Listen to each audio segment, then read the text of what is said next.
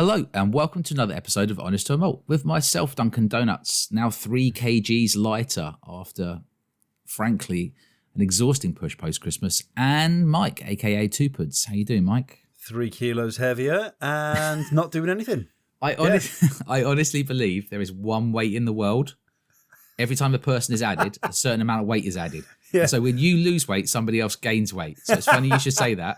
Because like when I'm around people and other people are losing weight, I get nervous because it means I feel like I'm going to put weight on. So. Yeah, just like attracting straight away. You're like magnets. You're like, oh, fuck, I've sucked this fat over. Yeah, what I want to hear is that people me know going, oh, mate, I've put so much weight on. I'm like yes, good. Yeah. I'm definitely losing weight. I'm getting ripped. Do you want to go out together?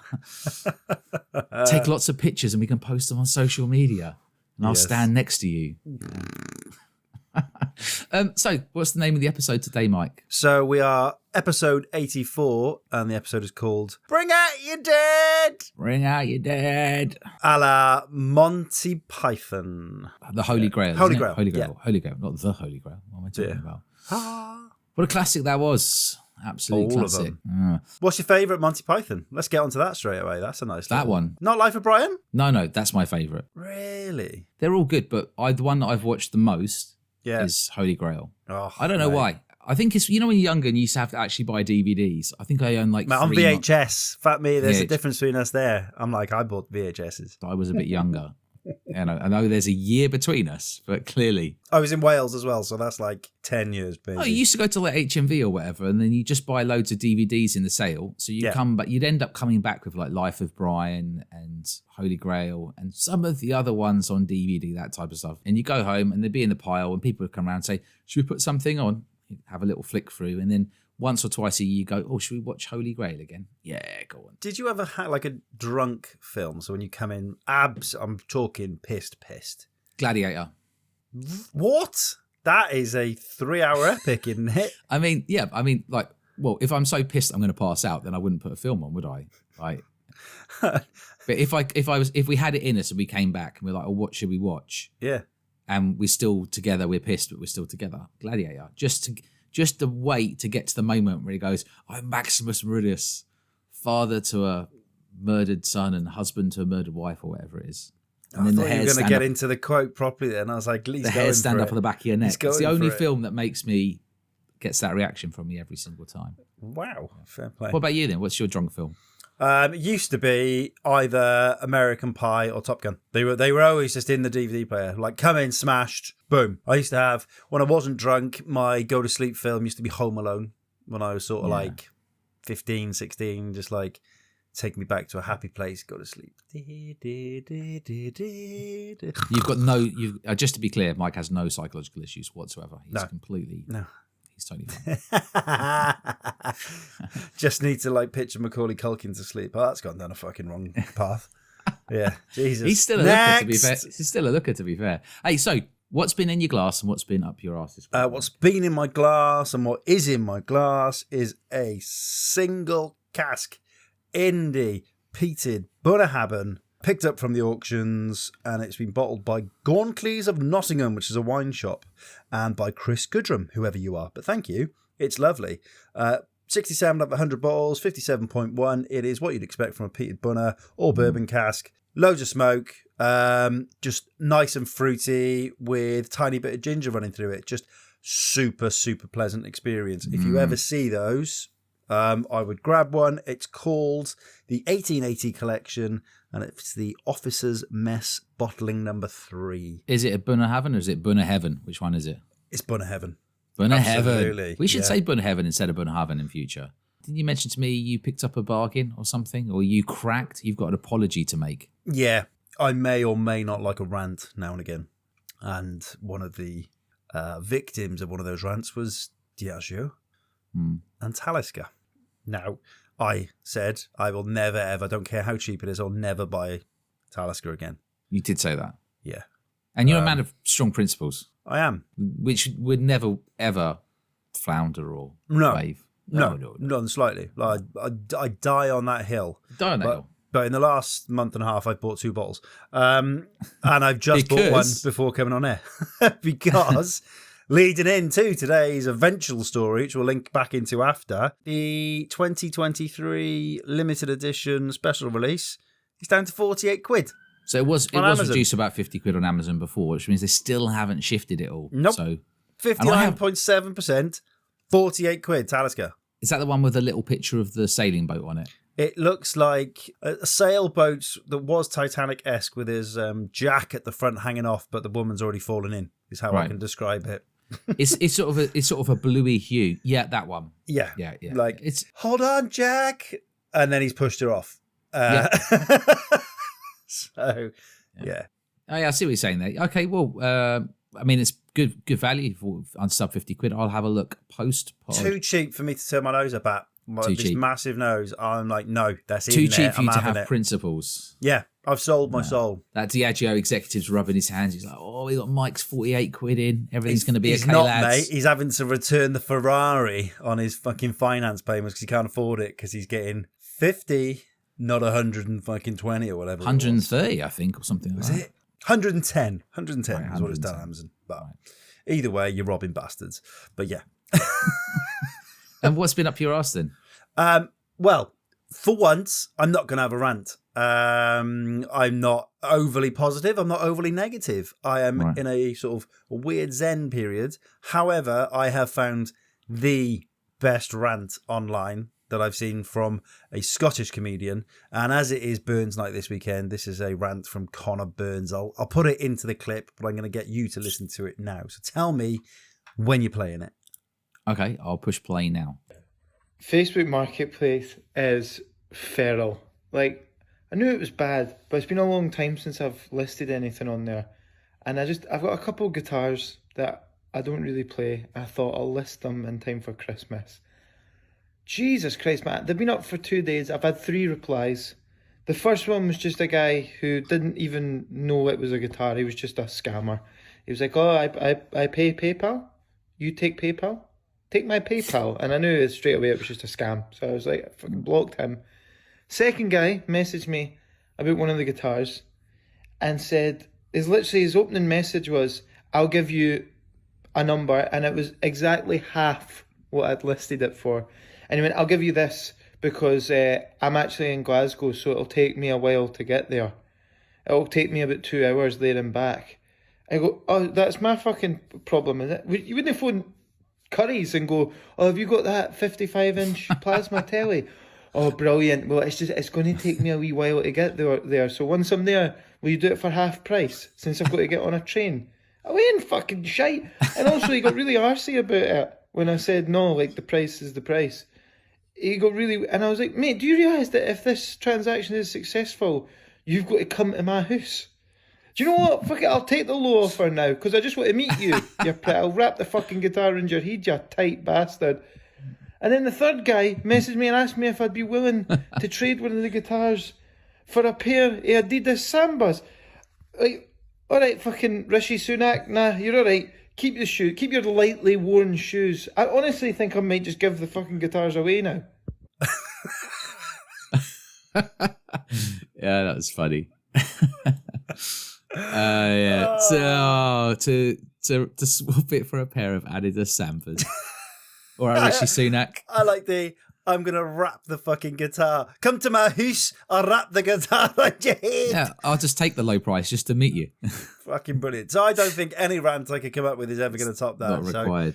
So, yeah, check him out, Connor Burns. I did message to say, can we use your clip in full? And he was like, aye, crack on. So yeah. Good man. That's probably the best rant I heard of. Speaking of like yearly reviews from last time, that's easily the best rant of 2024. Hands down. Yeah, I mean, I've never used that Facebook Marketplace, but I have heard stories of it from other people. Mate, it's naughty. I think feral is the way to describe it. It's just like the ones, like, my missus looked at it before. And she's like, this is £200 off compared to everywhere else. I was like, it's a scam then. She's like, no, he's like local.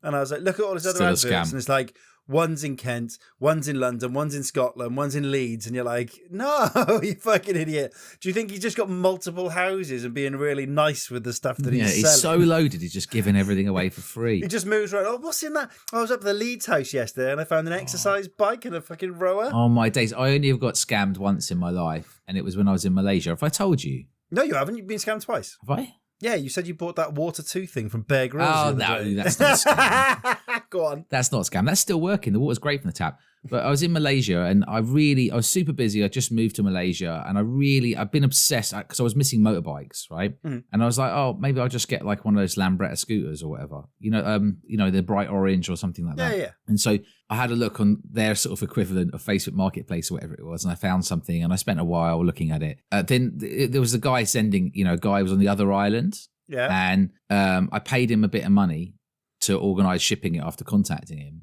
Oh. And I had a little bit of suspicion, but then you sort of commit to it. But then it got to the point where we had a standoff. A Malaysian standoff Because, well, lucky it wasn't off the Gulf of America, Mike? Because he was asking for more costs. He was anticipating the fact that I wouldn't understand how shipping worked. He was like, oh, you need to pay this and you need to pay that. And I was like, it's in the same country, you dickhead. I was like, there's no tariff to go from one side of Malaysia to the other side of Malaysia. Just because there's water in between them, it's the same country. And then I knew he was taking the piss, and then I was a bit gutted. And then obviously they just disappear and stuff. So I got scammed because I was too busy and I really wanted a Lambretta scooter from Lamborghini.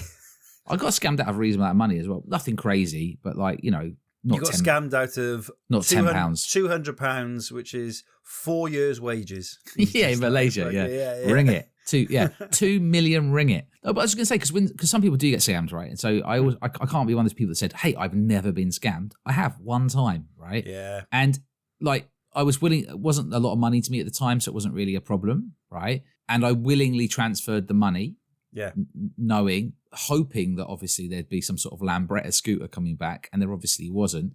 So I do have some empathy for people that scam, but that's the only time I've been scammed in my life. And I got scammed once. Did you? Go on. What happened to you? I was super young, probably like, how old would I have been? 17. Right. Went to Tesco's, was in the car, and this fucking geezer Tesco's? Yeah. You got scammed at Tesco's? Geezer stops me, gets out of his car. He's like, sorry, mate, I just saw you pull up. And I had like decent-ish car at the time. And Fiesta 1.6. Yeah, well, 1.25, 16 miles. Injection. It wasn't. No, it was a Saxo 1.1. Desire. Yeah, yellow Saxo. But yeah, brand new Saxo. So he's clearly like, this kid's fucking thick as shit. So he stops me and he goes, are you by any chance, you look like a geezer that's like quite well dressed, blah blah blah. And I'm just like, oh, look at this, yeah. And he's getting out of a like decent sporting like Mercedes convertible jobby, right? And he's like, I know this fucking looks dodgy as fuck, but I'm a watch salesman and I got loads of watches I've been off sale. I got the last one in the car. Oh blah, blah, blah. My god. And I'm like, mate, not interested. And he's like, look, I understand you think it's bollocks. Look, there's the like magazine we're in. It's in a Mercedes. Like, if he's got so much money, why does he need to sell the watch to you? That's the fucking thing.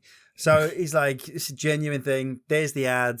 I went, mate, I am fucking skint. I've got literally no fucking money. I was like, I've got like 40 quid to my name. He's like, you've got that flashy Saxo. But he's going, mate, I just need to get rid of this watch. And I'm like, oh, mate, I'm really not interested. I'm going to go buy food now, get a few bits in. He's like, this is a 300 quid watch. You know, I'm fucking off back to London after this. I'm going. I was like, go on, 40 quid. And basically bought like a fucking £5-10 watch for 40 quid. And I was like, you fucking bellend. But I was thinking about it. I was like, you've paid more to rent that car than you have from getting at me. So in one way, I hope you fucking crash it on the way home. Right, well, you weren't scammed for a lot of money, were you? No, little, but it fucking cut deep. Because I walked away going, what are you doing? It cut deep. You utter dickhead. Like, how have you fallen And for you that? Still wear that watch today to remind you that you've been scammed. That watch is in my parents' house in a drawer. And I will not get it out because that's like, right, you will never go to that mind space again. Too emotionally taxing. I'd wear it as a reminder of what a bell end you were on that day. Yeah, just fucking crying.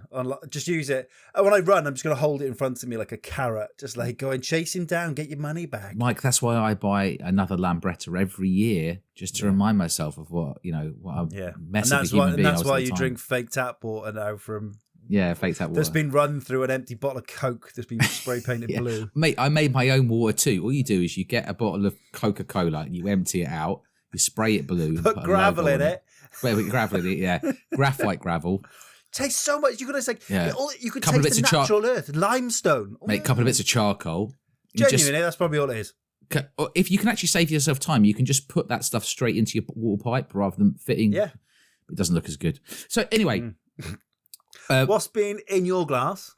And what's been up my arse? Yeah. Well, I want to start with what's been up my arse.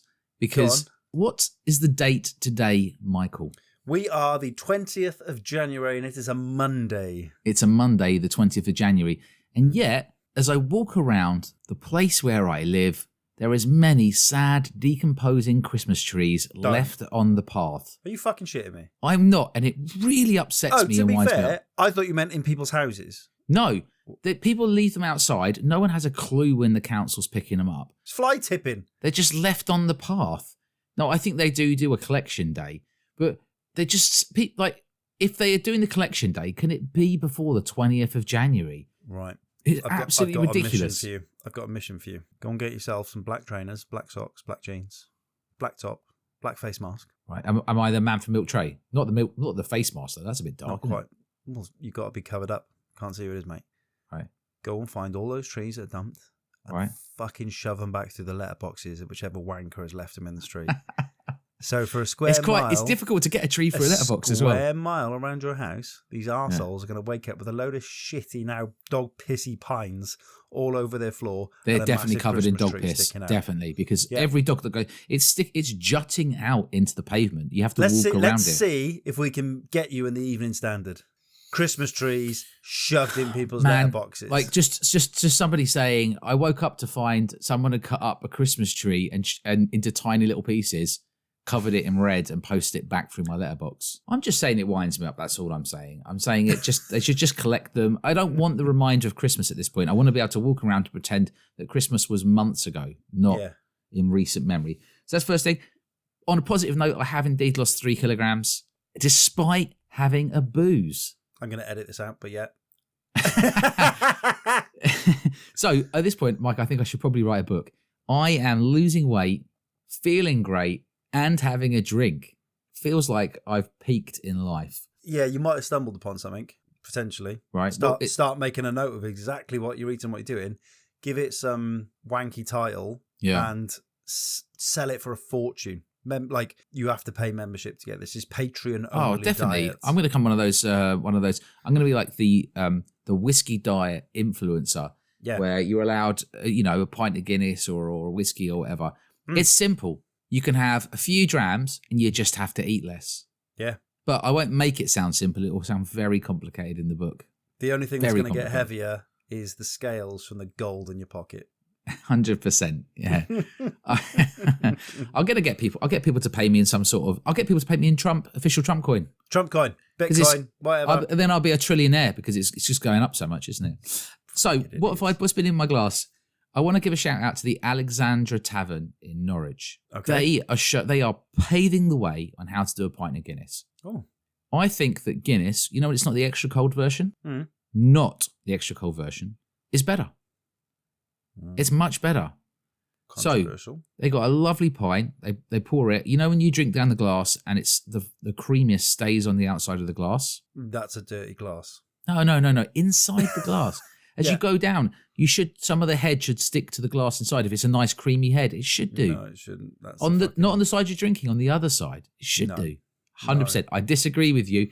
If you're listening to this and you've got a strong opinion about how your Guinness glass should look at the end of it, if it's a good pint, then hit us up on @HonestToMalt. Mike's obviously wrong. I'm going to draw a line on it now before we fall out with each other. Right? Right. Let's go there, and I'm going to wash my own glass and give it to him. Go pour it in that. Okay. Anyway, I was just going to say it has a slight nuttiness to it. When it's a good pint of Guinness, has a slight nuttiness to it, which is a delight to actually be able to taste. Has it got also a hint of truffle, where it's like mold growing in the? No, it's honestly a great pint of Guinness. I had too many pints of Guinness. They're too cold. Right, and they can taste a slight metallic taste in them because they're bad pipes. So what's also been in my glass is I've been getting through that viscous velvet, or as I call it, vicious velvet, which is a Manamore from SWS. Really enjoying it. 53.1%. Is it vicious because it's cane in your liver because you're smashing it?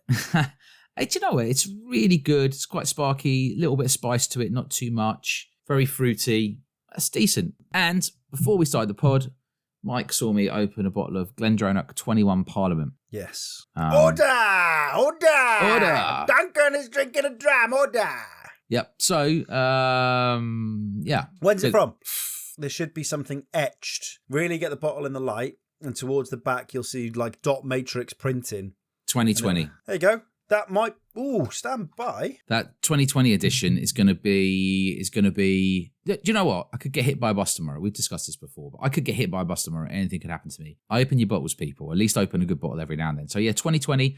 So that's going to be probably 26 years old. Because I think Glendronach 21 went up to 27 years old. I'm trying to think when it stopped. It's absolutely beautiful. Article. They say on the bottle, they say fine cherry, bitter chocolate, sauce poured on nutmeg and ginger baked Victoria plum pudding. Finish, savour plum skin and ripe blackberry and dark chocolate treacle. Well, mate, into the you are perfectly looking sublime. at a Long-lasting finish. 25-year-old Glendronach there. It's absolutely beautiful. I think it's 48%.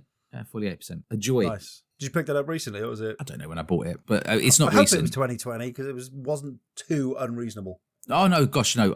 I won't have paid more than 110 for it. Maybe 100, something like that. Lovely. It's absolutely delicious. It's really proper sherry bomb. Definitely nutmeg. Definitely lots of chocolate.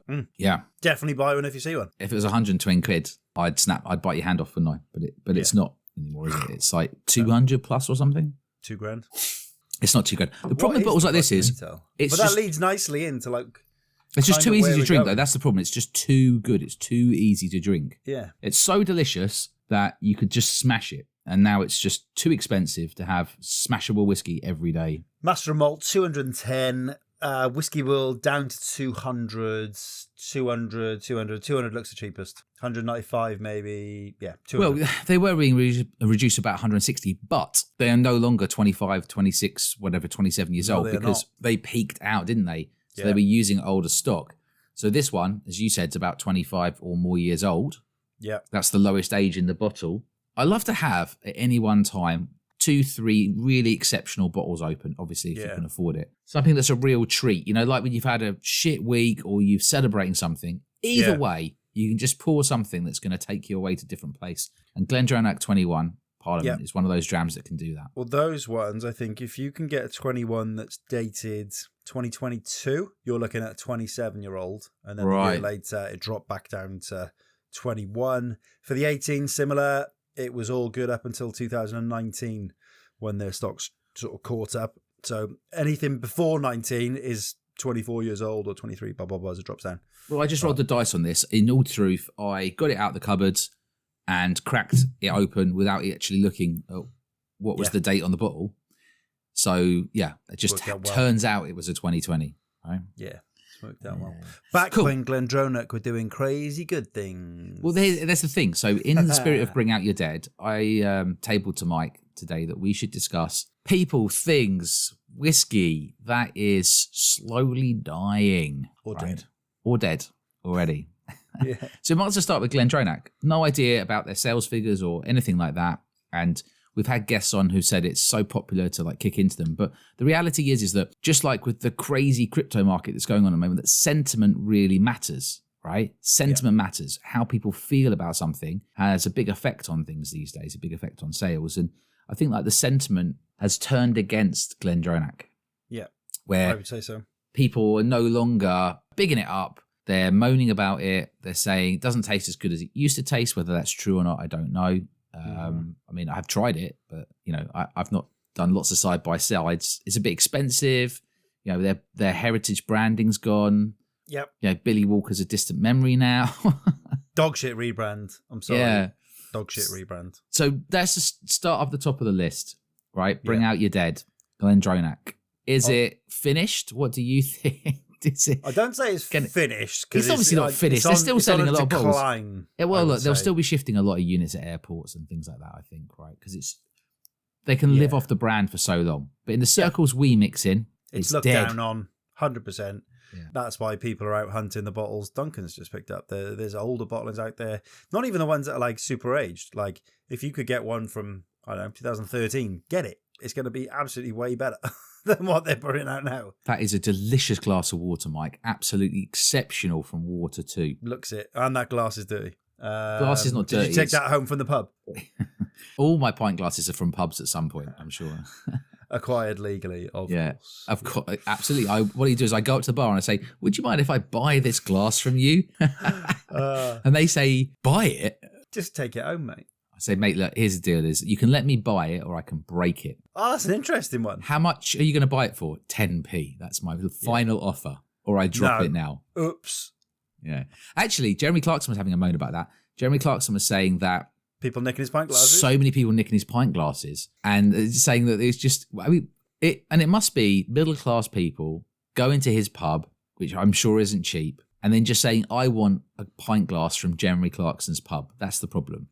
I wouldn't say it's middle class people. It's anyone going to it. No, but not that many people steal pint glasses anymore. It's because it's a destination pub. It's because he's a public figure and they want to have a glass from his pub, right? Yeah. So, I don't know how he's going to stop that. Jeremy Clarkson, do you have any ideas about how to stop people stealing glasses from your pub? Yeah, I do, Jeremy. Just start using blank glasses. It's absolutely fine, mate. No one's nicking them then. No one cares. He could just pour a third of a pint into people's hands. Yeah. And that would also ensure people can't fight because they'd be drinking out of their hands, wouldn't they? What if you got little hands? You're going to get less. Then you get less. He's already in the shit. He's going to get closed down for inequality now. He's not catering for those with small hands or massive hands. Imagine going into a pub and everyone's standing there with their hands cupped. What if someone comes in with a giant hand? He loses all his beer for the whole day. Loses a whole fucking take. That would be the best game in the world because then you'd be able to do it and try to nudge people's elbows. So they. It sounds like a Vic and Bob game. It's like here's Jeremy Clarkson, and there's like people with various sized hands. Today we're at Jeremy Clarkson's pub, and everyone's drinking out of their hands. Jeremy, why is everyone drinking out of their hands today? I don't know why they're drinking out their hands. I'm a farmer now. We're driving cars. All these people have been stealing our glasses. So today we're trying something where they drink out of their hands. This person here, Terry. He's decided to do it differently. He's worn a plastic T-shirt, and what he's done is he's poured his beer into the front of his plastic T-shirt. Well, I knew I was coming down for something today, and I'd prepped for months on this. I've been leaving my hand in fertilizer to make it bigger, and I've been growing my nails out so I get a bit more fucking leverage in the coverage of the glass and the hand. When the penny drops, and Terry realizes that even though his beer is safely stored in a plastic T-shirt that he's wearing, as he's holding it up in front of his stomach, he's got no way of actually drinking that liquid. I would go in with a rubber hand, a fake hand, and have some sort of like line running down from the hand into an empty bag of wine around my waist and fill it up with Hawkstones. Other beer is available, but Hawkstone's beer and cider is delicious. I don't think there's any other way to be able to drink on your person other than put it maybe in a rolled up T-shirt or in your cupped hands. I guess you could just belly button shots. You could just request. They could just fill your entire. You could tip your head back like a dentist chair, and they could just fill the entire mouth up. You could just slowly glug. Yeah, definitely. You could just lie down on the floor, and they'd pour a third of a pint into your mouth, and you could just slowly glug. Straight down. Just open up the windpipe, stop all thing, just straight into your belly. What is dying? Pubs. Pubs are dying. Pubs are dying, and I'm fed up of seeing it. Unless they've diverted their activities into not serving alcohol and just drugs. Yeah, like my local. Well, there's a place like that here locally as well, where it's just super dodgy. But actual proper pubs, real proper pubs. In Norwich, I mentioned the Alexandra Tavern, right? Yep. There's another pub really close to that that's just closed like half the week now. It doesn't have the custom, and they've had to get the guy to. I've been in there to try to buy some food, and they're like, we're not serving food now. I'll have a pint then. Okay, you can have a pint, a pack of peanuts. And they're closed half the time because the guy that runs it has to run two pubs, and he can't be in two places at once, and he can't afford staff. And so there's all these pubs. When I grew up, there was tons of pubs in Norwich, and slowly but surely, you're seeing only the best of the best pubs. Weirdly, survive. I wonder if my other local, the Scottish lad who just fucking decides when he can be asked to open up and has done for years, is fine because there's been no change to his custom. Right. I mean, just be consistently shit. Consistently fucking does what he wants. Like, really good pub when he's open. Pubs are dying. Yeah. Everywhere. And it's really depressing. People are drinking less. People are going out less. Drinking less out. They're drinking less out. I think they're drinking less as well. Some people anyway. People aren't eating out as much, so you don't have as much food trade. So pubs are dying. Glendronach's dying. Well, there's an interesting thing on the news today about people kicking off about working from home, and as wonderful as it is, it's actually smashing the UK economy because they're not picking up lunch. They're not going out, I having do. a coffee. I pop out. But if you live in the arse end of nowhere, or it's a half an hour walk to go and get lunch, people don't go. For me, it's a 5-minute walk. So I still go out and get lunch. Not every day, but most days. Right? You're in the calf most days. I go to the calf, or there are plenty of places to eat around here, not just the calf. But yeah, I go out. I spread, just to be clear, I spread the business around a bit. I don't just eat at the calf, If you were like central London and suddenly you've gone from a couple of restaurants a night to probably 2 or 3 coffees a day, blah, blah, blah, blah, blah. Now you're at home and you're spending none of that money. So none of it's really going straight back into the economy. Going to have an impact. Lots of places closing down, that's for sure. Long may it continue, though, because I frigging love working from home when I get the chance. Absolutely. There's so many places now that do like takeaways and stuff, and they sell takeaway food, but there's no one actually eating in there, and they just look empty the whole time. Yep. And at some point, they're just going to turn into industrial units, and they're just going to serve food, and that you can't walk in it. Isn't it? So, mate, that's already happening. That's like it is happening. I know it is happening. They build these units outside. It is, and there's actually a company who's dedicated to setting those up and helping businesses. And so you see more and more of these places sprout up. So High Street's dying, pubs are dying, Glendronach's dying. I want to put a controversial one over to you that I think has not been doing so well in English whiskey. Yep. And again, I'm not talking about sales or anything like that. I'm talking about sentiment. I think the Lakes. They started out, they had a really strong core range. And then they released all of these special editions to the point where no one's got a clue what's going on anymore. Yeah. They went ridiculous with the packaging. Now, not the Whiskey Makers edition. What's it called? The reserve one. Yeah, I know the one. You know what I mean? They've been a victim of their own. They're still really good. Success. They're still really good. They're a victim of collectors. They lost their main person, Deval Gandhi. He's left. So Deval Gandhi's left. Yeah. There's too many editions. People don't understand it anymore. Yeah. Those editions haven't been selling out. They've jacked the price up. There's a common theme here on the reserve editions. I think it's called Reserve. There's like 7 or 8 of them. The first one goes for loads of money now, right? So it became collectible. But actually, when you could get them for sort of 55, 60 quid or 65 quid, they're really good whiskies. They're great blends. It tastes really good. So we're not saying necessarily that all the liquid is bad, but the quality of the special editions was variable, right? And when you're pumping out one every month, it was a time when they're pumping out like one a month, right? It's very weird. And it's sort of like you look at the company and you want them to do well, but it also goes back to what is your vision for this distillery? What is your core range going to be? And hurry up and make a decision on it, because it seemed like they were just testing. Too much testing, not enough settling, and then compass box style, shrink your range down. And as much as people will moan, if it's good liquid, people will stay faithful to you. There's also, do you remember there was that joke with the Cotswolds about 6,200 bottles? Yeah. And the Lakes had something similar, to be truthful. When they released Sherry the One, I think I had about 10 bottles of that. So I liked it, to be clear. And it was about 38 to 42 pounds, something like that. Really nice blend, very good. A sort of staple in my cupboard for a period of time. And then they kept saying there was only 4,200 of them, but they obviously did more. If I've had 10... right, there's no way there's 4,200 of them, and it's still available today. They would have sold out ages ago, right? And stuff like that really puts my nose out of joint, because if you're going to be disingenuous, if you're not going to be honest with people about stuff like that, they should have said it's sold out. We sold out the first batch. We're now just into general, and they just left it on the website 4,500 or whatever it was. So you've got that, too many editions. People get confused. At least Cotswolds are sneaky with it, and it's like you actually say it says batch. Yeah, batch. Yeah, batch. Which batch? Like, as we're walking away, which batch? Yeah. So nice watch.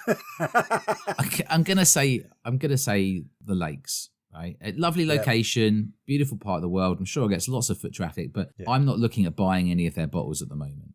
No. And they definitely have a good pedigree in the past. But I think they've lost their way a bit. I think this is just a little Duncan warning across the bow, like, come on. Is it shot across the bow? Yeah. Shot across the bow. Just take note. You're going in a certain direction. I'm a nobody, but I have an opinion. I think sentiment's changed against them a little bit. Now, we can't go the whole way through this without mentioning Waterford. Yeah. So we should just get it out there. Is there any update on that? Well, they folded. Someone needs to buy it. No, but has anyone come in and sort of, has the staff been picked up at all? I don't know about that. They put the release out. Obviously, staff lost their jobs and they'll be waiting to see if somebody buys it. And then I guess they might re-employ a bunch of people. Right? Yeah, because I know the arsehole. They had tons of whiskey left. That's what I know for sure. I mean, they had a lot of stock. So maybe that stock can be aged and they can move towards putting out like an age statement, like an 8-year-old or a 10-year-old or something. Do you know what? I've got it. They can put it through your fucking water 2 filters and take that farmyard shit taste out of it. Job done. Get rid of on the label it will say Waterford now with no fishy aftertaste and no weird farmyardness. Mate, Bear Grylls could buy it. He could do, yeah. There you go. Somebody will buy it, but they were pumping out a lot of liquid. It's not going to be cheap, is it? And it's the whiskey market is also dying a bit at the moment. Yeah. So given the fact the whiskey market's dying a bit at the moment, it's not a good time to be selling a distillery for anybody, whether that's the bank or somebody else. It's the worst time. But let's remind ourselves of why they weren't popular. They weren't popular because they didn't connect with the audience so much, or they didn't connect with some members of the audience. Yeah. And some of their whiskies, particularly the individually sourced terroir editions. Terroirable. They didn't connect with people, whereas their cuvées, the blends, got much better reviews, mega reviews. And so in between, they'd have like seemingly hundreds of individual releases. Yeah. And then you just kind of wait for the cuvée. But in the meantime, it kind of became uncool because so many people would try their whiskey and say they didn't rate it. Sentiment matters, right? 100%. And over time you think, well, do you know what? I won't get that because everyone's going to pan it anyway. And maybe I get a bottle, but it's fairly expensive, £75 or whatever. Yeah. And is it that good for £75? But actually the cuvées had really nice labels. They really stood out and got pretty good reviews generally, didn't they? Well, I think it's like you do get influenced regardless of what people say. Like I get influenced that if I'm going to look at a bottle, not if I'm buying like an auction something or other. If I'm looking like a new bottle and I don't really know that much about it, I'll have a Google. And if there's people whose opinion I appreciate or listen to, then not mine, and they're obviously. slating it. Oh no, fucking definitely yours. He means it as well. He actually means it. If you look at it and they're saying it's shit, I'm like, okay, I won't bother. Or maybe I'll look around. But again, I've seen stuff like Waterford stuff that's dirt cheap, but I'm looking at reviews and it's like, oh my days, shit. Royal Mile put their bottles on half price sale and they haven't sold out. And that was like over a month ago. Yep. No one wants it. Even at £37.50, nobody wants the Ballycairn or whatever it's called. No. Right? I think the only way they're gonna do it is by doing a tasting and making sure they've got some good ones in there and being like, let's see what happened at Waterford, and it could be the what happened tasting. Yeah. This is why it was shit tasting. Right? What not to do. Right? You've gone from like core to core blimey, and it's like, man, this is shit. Definitely. So I said Waterford and lakes and Glendronach and pubs. What say you? I say whiskey investment companies. Partly probably responsible because I'm sure some people have lost a shit ton of money, but the adverts are dropping. I'm not getting half as many as I used to. Hopefully, the fraudsters and arseholes that are fleecing people for their pensions are finally giving up and looking onto Dogecoin or Trump coin or fucking dog shit coin. That's it. They're too busy betting on official Trump coin. But there's still people like taking a punt. Maybe they are dying a bit. They started to regulate it a bit. Yeah, good. People are probably getting a little bit wiser. I do still worry that some of them are out there fleecing people. Oh, 100%. There's fucking loads. You have to like still load up social media, and you will eventually, if you scroll for 2 minutes, see something. But it's 2 minutes is better than 10 seconds. I've got a controversial one. Go on. Greggs. The bakery. You are aware of Greggs. I am aware of Greggs, and I saw an infuriating clip this week of an American tourist who was given a recommendation to other American tourists to say, when you come to England, you've got to go and check out this great breakfast place called GR Eggs. GR Eggs. GR Eggs for breakfast. Yeah. I'm like, oh my days. Maybe I could Jesus start with swept now. What's the fucking focus that now? Somebody slapped the girl. She's talking fucking shite. I might have a website called GB Eggs. Just like Great British Eggs. I'm shocked you've said Greggs. I thought Greggs is going the other way. It's become a staple. I mean, look, listen, I feel like the quality of bread in Greggs has really gone downhill. I feel like they've been going through like a cost-cutting exercise despite the fact they're making bread at Greggs. Well, look, listen, when I go in, a lot of the good stuff's sold out. I take it personally. And in addition to that, they've really They've really ramped up the prices. Do you reckon they're hiding the like hot sausage rolls? Do you know how much they're trying to get for sausage rolls these days? Like, it's embarrassing. Well, like, not a quid anymore. It's like £1.50 or something ridiculous like that. I'm not paying more than £1 for a sausage roll. So Greggs is on my list. I feel like Greggs is losing the people. Now is the time to launch a Greggs rival. Now, what would be a good name for a rival to Greggs? We need a name that people feel is trustworthy. And then all we've got to do is do £1 sausage rolls, some donuts. You get a bacon roll in the morning, a sausage roll in the morning, and then some shit sandwiches. Honest to a bake. No, it needs to have a person's name, like a trustworthy name. It'd probably be a lady's name to rival it. Something that people trust, like Mary's. Mary's. Oh. Yeah, people trust the name Mary. Yeah. Going to Mary's. I'm going to get a £1 sausage roll. I'm not going to Greggs anymore. 2 for £1. She's you mark my words. Greggs is on the slide now.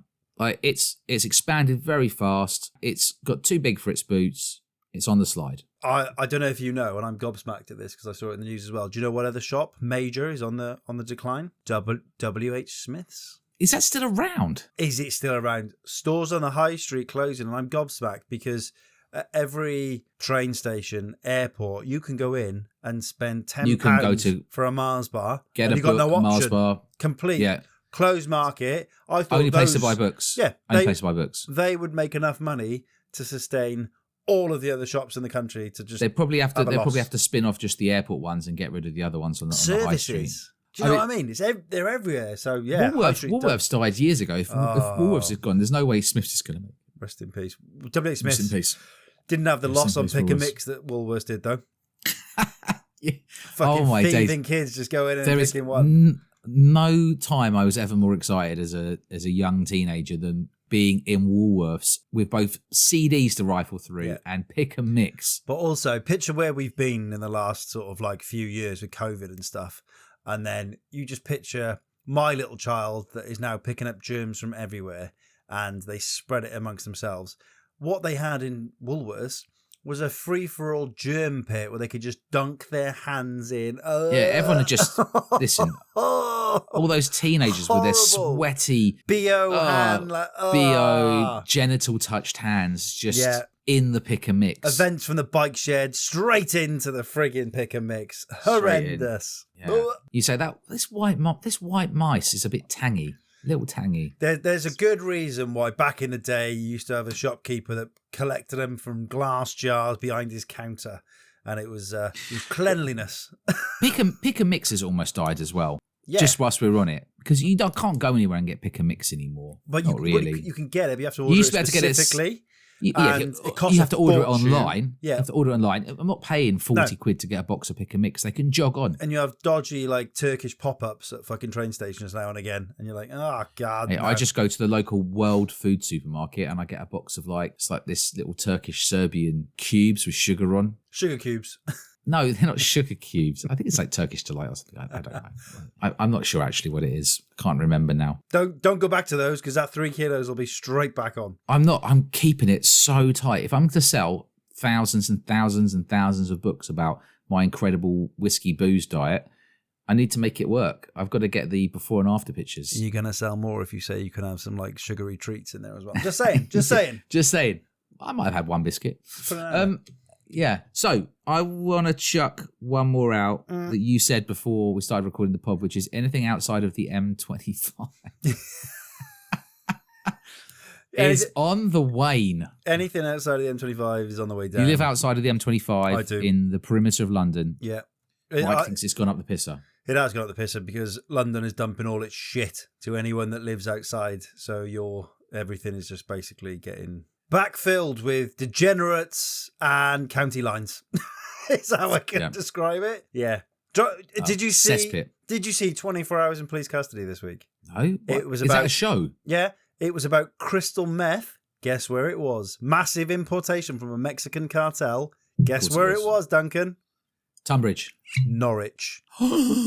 Multi-kilos of crystal meth in Norwich. Of course it was. Delia would have had a fucking fit. Delia, she'd be ordering, put a massive order in going, let's be having ya. Forget your cartel videos of people being chainsawed to death. You'll have Delia just putting fucking Mexicans into pots of boiling mustard.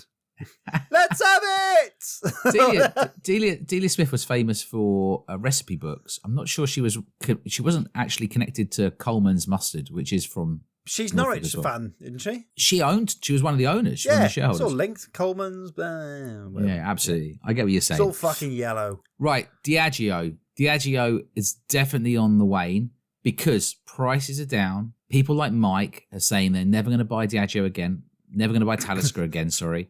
And they're buying Talisker because it's £48 instead of £110. Yeah. If you're a company and you're having to sell your special release Talisker for 40 to 45% of what the RRP was, it's not going well, is it? No. Plus, they can't even keep Guinness in stock. The irony, if it was 65, you'd have probably sold twice as much originally and you'd have made more money. Yeah, that's it. Price too greedy. Price has gone up too fast. But they're not going to die. They are too big. They're too big. Die. So we need to take it off the list. Yeah. Because they will figure it out. Sentiments there, fucking, they could be like, it's like an EastEnders, dum, dum, dum, dum, and they're dead. The line is flat. And then next week, it's them, they open their eyes, and they go, Kalila.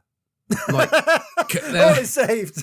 Like, where's it the famous WWF clip when the Undertaker rises up from the coffin, and he comes back to life. It's like that, and then it's just like Kalila, Lagavulin, and you're like, oh no, they own Lager, don't they? And you're like, yeah, they do. Every hit on that Undertaker's drum can be like Kalila, Lager. It's just a Diageo executive, and every time you take a sip or you open up one of your independent Kalilas, they're like that, just throwing money at the wall, just reeling off notes. Because the thing is everyone's like, oh, Diageo are doing so badly. They own Kalila. Yeah. How many Kalilas do we drink? They still make money from selling the casks. Do you reckon it's the equivalent of 80s stock market traders wiping their asses with £5 notes, not giving a fuck? I mean, they own the best high volume Islay distillery, Kalila. Mm-hmm. There's no bad whiskey from Kalila. Mm-hmm. It's literally untouchable. You can do anything with it. It tastes like magic. It's harder to make a shit Kalila. It's impossible to make a shit Kalila. Yeah. Literally impossible. Challenge. Message us if you've had a shit Kalila. We bet you haven't. Ever. Yeah. Bet they were all at least a 3 out of 5. Diageo is not dying. So I was totally wrong on that one. But I saw one. I initially thought it was a con along the lines of whiskey investment. And it's a company called Broski. Bro. Yo, bro. And it is a fine whiskey, an exotic whiskey for the best gentleman in the world. And I'm like, ooh, I'm a gentleman. Holy fucking fuck. Mike, I'm exotic. I'm a gentleman. You are. This sounds like whiskey designed for me. It doesn't, because what you're drinking is designed for you. A nice 21-year-old fucking Glendronach at Parliament that's 25. And I'm like, how fucking dull do you have to be to not read the room? Just prove you know fucking nothing about the industry.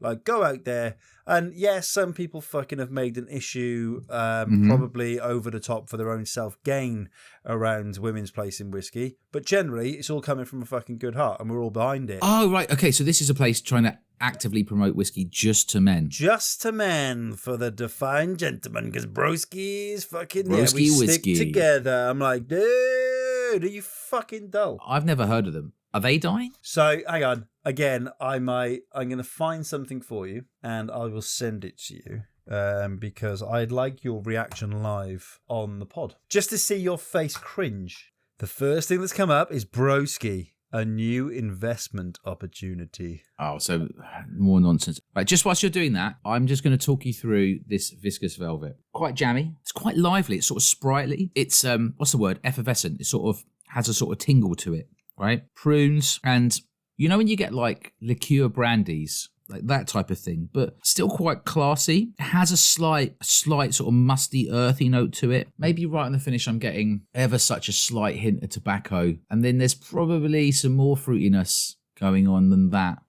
It's very good. I wish I had a second bottle of this. Is this a guy? Do you know what's going to annoy you more? Do you know what? I haven't even got the volume on. What's going to annoy you more is Bradley from Broski. Oh, he's English. Yeah, I've fucking ripped into him online. Batch number 1, it's always good. I like the fact that he's wearing a double-breasted suit jacket.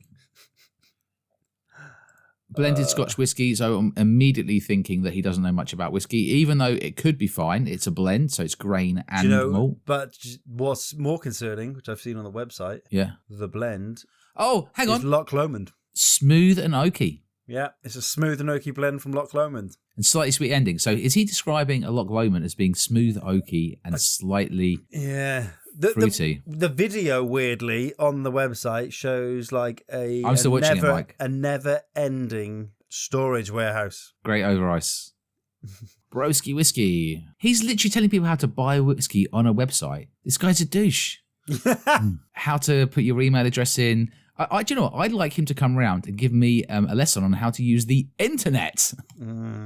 I wonder if they're selling this to people that are over 75. I think that's entirely possible because you have to explain to somebody how to make an internet purchase on a giant screen. Then you probably are selling to people who are over 75 years old. It's being bottled by Young Spirits Company. I'm like, you're letting yourselves down. He's somewhere between a person that spent too much time in Spain and Alan Partridge. No, he strikes me as someone that has been abroad for maybe 10 years or maybe longer, selling property. I think we should do a live YouTube where we watch very famous, hilarious video clips like that and just talk about them. I think that would be a great YouTube.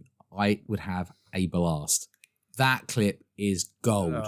Absolute gold. Right. Mate. Broski whiskey is... not dead, but I'm going to suggest on the decline if I can assist in that in any way. 100%. To be fair to him, put my hands up. He has taken down all the fucking macho bullshit from the unmachoest person in the fucking world. You can't... no one can be more macho than Macho Man Randy Savage. He owned that, and so therefore since then, you can never be macho. He sucked all the macho out of the world. Bradley from Broski's brilliantly bollocks. Hey, let me just explain to you how to go onto a website and buy a bottle. You can put in more than one bottle if you want. You can just use the selector to select how many bottles you want, and then you simply click buy, and then you go through to the next page where you put in some personal information. And what I will say on the Instagram page is a link to invest at Westbrook Associates. We offer high-performing, tax-efficient investment opportunities with an excellent track records. Unless it's involving fucking whiskey companies, mate, because you fucking don't.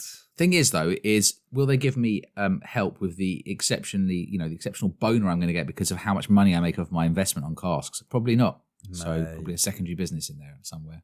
Awful. I'll tell you what, Mike, I'll get to it after I finish buying Trump official coin and Melania coin. He's also selling Brose from Bradley. Fucking this boy is the one.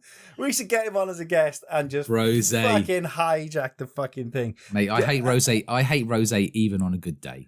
So it's got. Let's just sum this up. Passionately against rosé. We've got from Westbrook Associates Broski whiskey. Then we've got Brose wine. Then there's an old lady in a wheelchair with a nurse touching her knee. And then hang on, are you making this up? Nope. Right. Is he selling nursing homes or something? Let me see what he's investing in.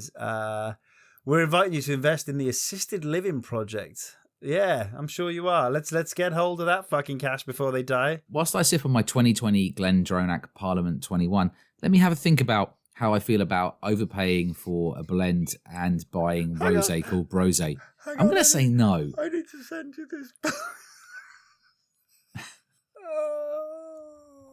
Bradley. Oh, it's another Instagram video. Do we think this is AI? Look at it. I don't know, dude. I don't know. This is another one. This is on the link from Broski to Westbrook Associates. Look at that picture. A socially responsible prospect aligned with green initiatives. Investing in the assisted living project means you'll also be supported.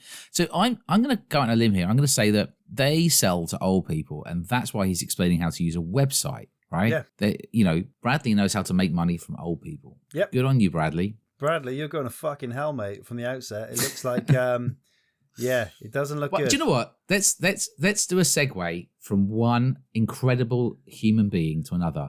Yeah. Katie Price. Katie Price on the downslope.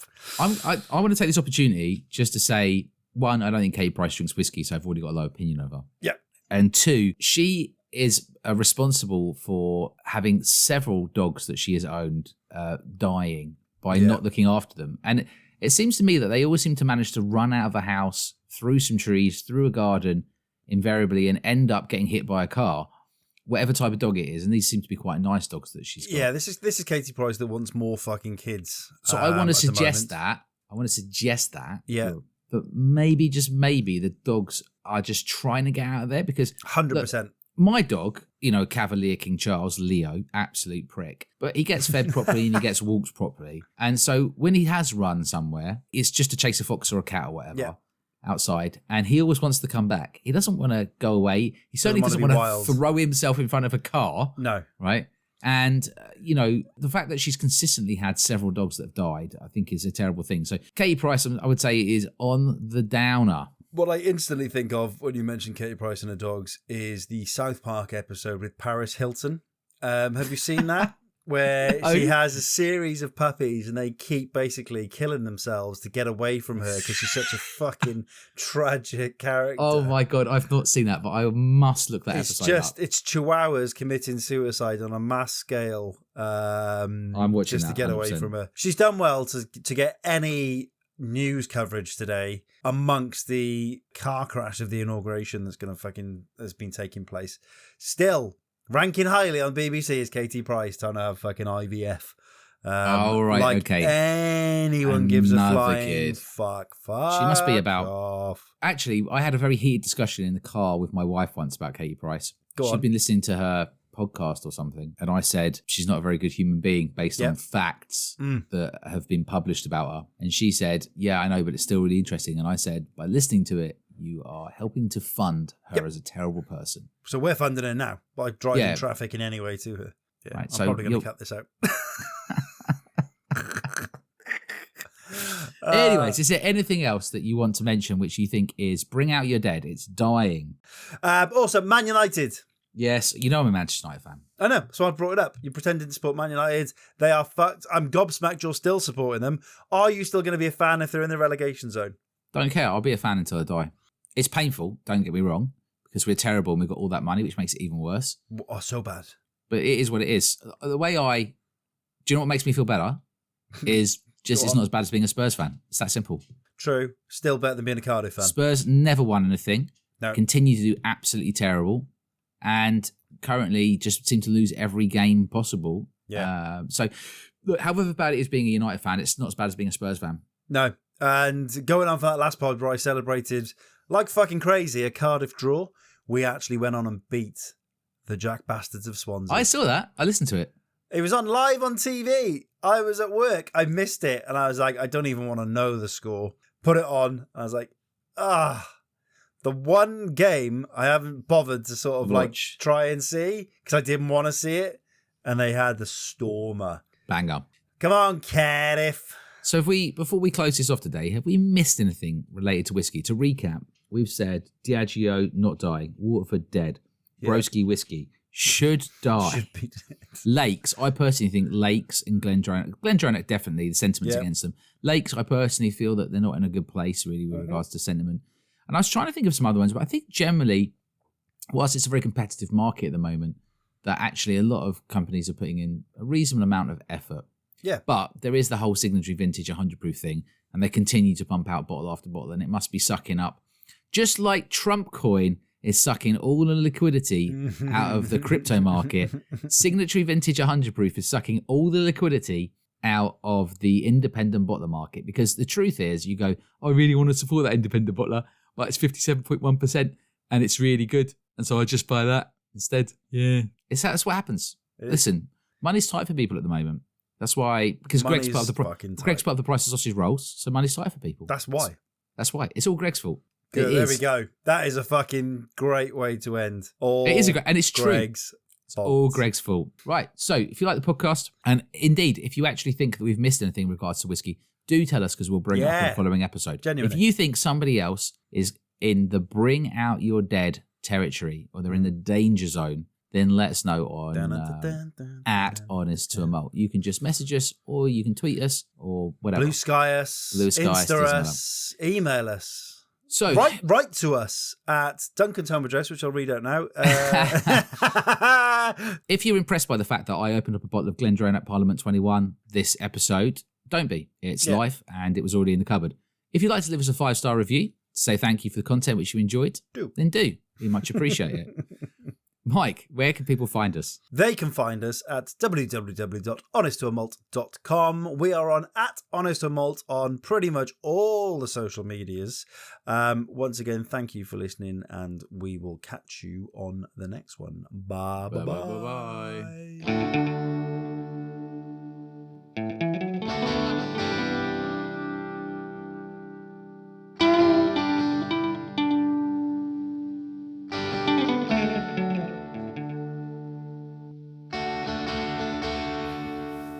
This could be the greatest part in the world. No, this is just a tribute. Do it all you want. Knock yourself out. You sit and listen to it as much as you want with a full box of tissues.